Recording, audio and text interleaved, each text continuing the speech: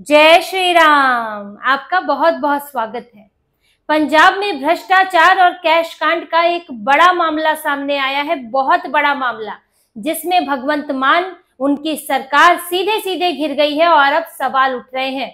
पंजाब में रोपड़ रेंज के डीआईजी हरचरण सिंह भुल्लर को 5 लाख रुपए रिश्वत लेते हुए रंगे हाथों पकड़ा है। सीबीआई ने उन्हें पकड़ा है जब वो एक स्क्रैप कारोबारी से 5 लाख रुपए की रिश्वत ले रहे थे और पहली किश्त ले रहे थे। स्क्रैप कारोबारी के खिलाफ एक शिकायत दर्ज की गई थी और उस शिकायत को खत्म करने के लिए उनसे रिश्वत मांगी जा रही थी, हर महीने 5 लाख रुपए। और स्क्रैप कारोबारी ने सीबीआई को शिकायत की, जिसके बाद सीबीआई ने रंगे हाथों पकड़ा। लेकिन बात यहीं तक होती तो शायद भगवंत मान सरकार तक ना पहुंचती। लेकिन इसके बाद जब सीबीआई ने छत्तीसगढ़ में हरचरण सिंह भुल्लर के घर पर छापा मारा तो वहां पर 7 करोड़ कैश मिला है। कैश ही कैश, नोटों की गड्डियां मिली है। 2.5 किलो सोना जेवर मिला है, जिसमें सोना है, हीरे जवाहरात हैं जो उसमें लगे हुए हैं, वो मिला है। और महंगी घड़ियां, 26 महंगी घड़ियां, जिसमें रोलेक्स और राडो जैसी घड़ियां हैं। लग्जरी गाड़ियां उनके घर में हैं। फार्म हाउस से बंदूकें मिली हैं और जिस बिचौलिए के जरिए रिश्वत मांगी जा रही थी उसके घर पर 21 लाख रुपए कैश मिला है। ये छोटी मोटी बात नहीं है। डीआईजी स्तर के अधिकारी हैं और कोई नए नए अधिकारी नहीं है, लंबे समय से सिस्टम में है और वो इतना कैश रखकर घूम रहे हैं अपने घर पर, यानी कि उन्हें डर नहीं है। और डर क्यों नहीं है? जब डर तब नहीं होता है जब आपके ऊपर किसी का हाथ होता है। तो किसका हाथ है? आखिर कैसे एक डीआईजी स्तर का अधिकारी जो है वो खुलेआम ऐसे रिश्वत ले रहा है, धमका रहा है, नकली एफआईआर, एक फर्जी शिकायत दर्ज कर रहा है और घर में इतना महंगा महंगा जो है घड़ियां, जेवर और कैश रख रहा है? इस पर सवाल उठ रहे हैं और सवाल के तार सीधे जुड़ रहे हैं सरकार से, राजनेताओं से, क्योंकि बिना इनके संरक्षण के किसी अधिकारी का सिर्फ अपने स्तर तक इतना बड़ा रैकेट चलाना, इतना बड़ा कांड करना, ये संभव नहीं लगता है। इसीलिए बीजेपी ने भी इस पर भगवंत मान सरकार को घेरा है, स्वाति मालीवाल ने भी घेरा है।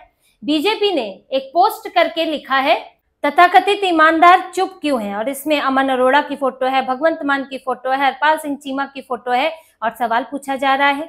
इसी तरह से स्वाति मालीवाल ने भी एक खबर डाली है और उसमें उन्होंने क्या क्या मिला ये तो बताया, लेकिन साथ में एक बात लिखी है, आज पंजाब में भ्रष्टाचार चरम पर है, जिस दिन सब सामने आएगा बड़े बड़े चोर जेल जाएंगे।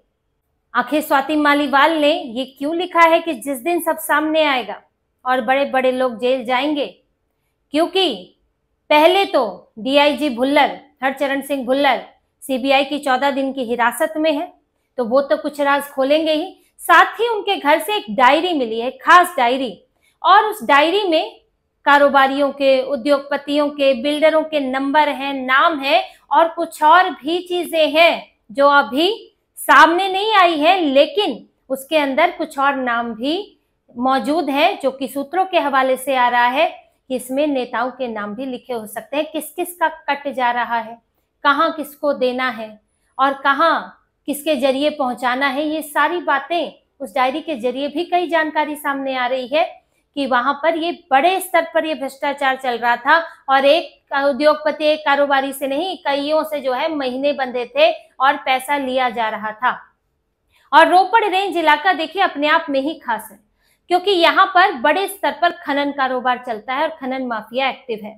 एक याचिका के मुताबिक रोपड़ से हर साल 630 करोड़ का खनन व्यापार, अवैध खनन व्यापार होता है और मोहाली से 1000 करोड़ का। इसके खिलाफ याचिका लगी थी कि इसे रोकने के लिए कदम उठाए जाए और भगवंत मान की सरकार बार बार इस पर घिरती रही है कि अवैध खनन के खिलाफ कार्रवाई नहीं हो रही है। और अवैध खनन हमेशा से माफियाओं, खनन माफियाओं और राजनेताओं की मिली भगत से चलता है, जिसमें पुलिस की भी भूमिका होती है। ये कोई ऐसी नई बात नहीं है। जहां भी ड्रग्स कारोबार हो, खनन कारोबार हो, उसमें अगर राजनीतिक संरक्षण ना हो तो इतने बड़े स्तर पर फल फूल नहीं सकता है। तो उसमें समर्थन तो कहीं ना कहीं होता है, तभी तो करोड़ों करोड़ों का व्यापार हो रहा है। और भगवंत मान सरकार पर तो ये सवाल उठता रहा है, बीजेपी से लेकर कांग्रेस, अकाली दल। पहले तो इन्होंने कहा था कि खनन से, रेत के खनन से 20,000 करोड़ का राजस्व हम सरकार को देंगे, सरकार इस तरह की नीति बनाएगी, कानून बनाएगी। वादा किया था आम आदमी पार्टी की सरकार ने, लेकिन वो हुआ नहीं, क्योंकि इन्होंने कोई नियम नहीं बनाए, नए तरीके नहीं अपनाए। दूसरा, खनन पर, रेत का खनन हो चाहे खनिजों का खनन हो, इस पर इन्होंने लगाम कसने के लिए कड़े कदम नहीं उठाए हैं, जिससे कि धड़ल्ले से ये काम जारी है।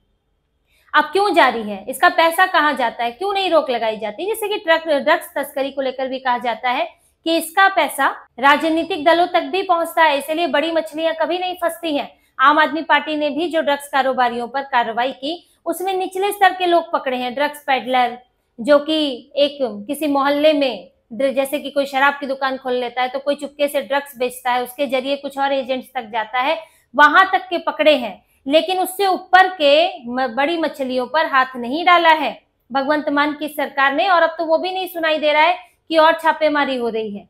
तो पिछली सरकारों में भी ऐसी ही चीजें देखने को मिलती थी, कांग्रेस की सरकार थी, ऐसे ही ड्रग्स का कारोबार फल फूल रहा था।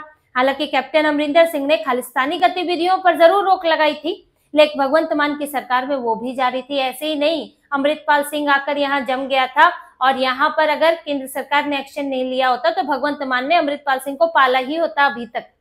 तो भगवंत मान की सरकार में कानून व्यवस्था के बुरे हाल हैं, और ऐसे में अगर डीआईजी के पास इतना करोड़ों करोड़ कैश मिलता है तो वो छोटी मोटी बात नहीं है।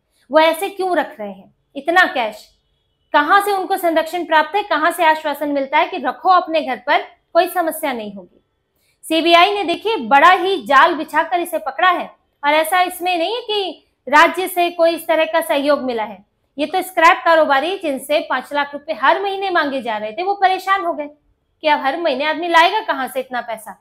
तो फिर उन्होंने सीबीआई में शिकायत की, सीबीआई ने जाल बिछाया, 3 महीने तक इन पर नजर रखी, हरचरण सिंह भुल्लर पर, और उनकी गतिविधियां देखी, फिर प्लान बनाया, फिर स्क्रैप कारोबारी को एक दिन बोला कि आप जाएंगे और कैश देंगे, रिश्वत देंगे। वो रिश्वत देने गया और किसी और को जानकारी नहीं थी इस बात की, सीबीआई ने ट्रैप बिछाया था, और जैसे ही हरचरण सिंह ने भुल्लर ने रिश्वत ली तो उनको रंगे हाथों पकड़ लिया गया, और इनके कहां कहां घर हैं उस पर तुरंत उसकी जानकारी पहले जुटा ली गई थी, रेकी कर ली गई थी और तुरंत छापेमारी की गई ताकि मौका ना मिले।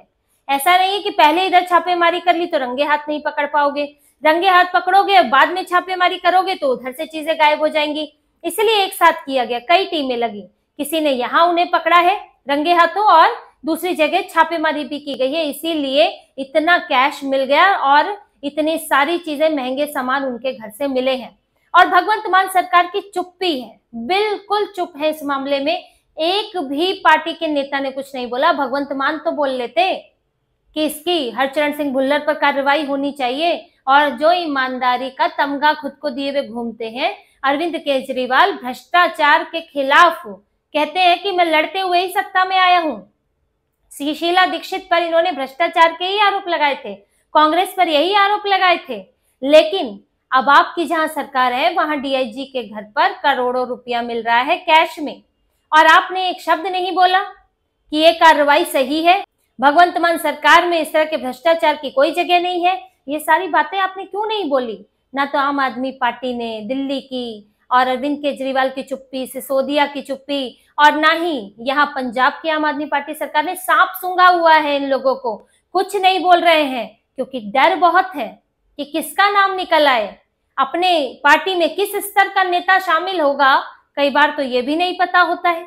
तो वो जो डायरी मिली है सीबीआई को, उस डायरी में क्या क्या है, और कुछ लॉकर की चाबियां भी मिली हुई है, अभी तो वो लॉकर खोले जाएंगे, अब उनसे कैश निकलता है, जेवर निकलता है या कुछ और डायरियां निकलती हैं, ये तो आगे पता चलेगा। और हरचरण सिंह भुल्लर अब जब न्यायिक हिरासत में है, पूछताछ होगी तो वो भी बताएंगे कि इतना बड़ा कारोबार वो किसके लिए कर रहे थे, क्या अपने लिए कर रहे थे, क्या इतने करोड़ों रुपए उन्होंने अपने लिए ही रखे थे, क्या उनकी शिकायतें कभी हुई नहीं ऊपर, क्या उन्हें ये करने के लिए बोला जा रहा था, क्या किसी के पास ऊपर कट जा रहा था और कहां तक जा रहा था, और ये कब से चल रहा है। इतना ज्यादा कैश जो है वो क्या रियल एस्टेट से आया है, खनन कारोबार से आया है, ड्रग्स कारोबार से आया है, किन किन कारोबारियों से लिया जा रहा था, और उन कारोबारियों को किस बात के लिए संरक्षण मिल रहा था। देखिए ऐसे ही तो कोई पैसे देता नहीं है, सबको किसी ना किसी बात से डराया जाता है कि इसके लिए आप पर कार्रवाई हो जाएगी या आप इसमें फंस जाओगे। अब कोई गलत काम कर रहा है तो वो तो डरेगा ही, और अगर बड़ा कारोबार चल रहा है तो उसको तो और संरक्षण चाहिए। तो आखिर किसको संरक्षण दिया जा रहा था? किन गलत कामों को छुपाया जा रहा था और इसमें हरचरण सिंह भुल्लर के साथ और कौन कौन शामिल है, ये सारी बातें निकलेंगी तो मामला बहुत बड़ा हो गया है। और इसकी जैसे जैसे तह खुलेंगी इसमें दायरा बढ़ता जाएगा और कौन कौन फंसता है पुलिस विभाग के अंदर, सरकार के अंदर, राजनेताओं के बीच में, कारोबारियों के बीच में कौन कौन फंसता है, ये तो आने वाले वक्त में पता चलेगा। लेकिन ये मामले का दायरा बहुत बड़ा है और इसको लेकर अब भगवंत मान की चिंता बढ़ गई है। जो अभी तक फलाना योजनाएं ढिकना योजनाएं लगा लगा कर अपनी पार्टी की छवि सुधारने में लगे थे, बाढ़ के बाद जो इनकी पार्टी पर सवाल उठ रहे थे उससे बचने के लिए अभी इन्होंने ताबड़तोड़ योजनाएं घोषित की हैं। वो पूरी हो पाएंगी या नहीं ये तो बात की बात है, लेकिन घोषणा जरूर कर दी है। लेकिन इस बीच में फिर से संकट आ गया है और इससे निपटना इनके लिए मुश्किल होगा अगर किसी नेता का नाम आता है, और वो भी 2 साल के बाद चुनाव ही है, इसमें इनकी पार्टी का कोई नेता फंसता है तो फिर भगवंत मान के लिए बड़ी मुश्किल स्थिति आ जाएगी। और इनकी पार्टी जो पहले दिल्ली में ही भ्रष्टाचार के आरोपों में घिरी हुई है, बड़े बड़े घोटाले चल रहे हैं, वही स्थिति पंजाब में भी बन जाएगी। तो इसी तरह की और खबरें और विश्लेषण आपके लिए लाते रहेंगे। हमसे जुड़े रहिए, सब्सक्राइब कीजिए, कमेंट कीजिए। बहुत बहुत धन्यवाद। जय श्री राम।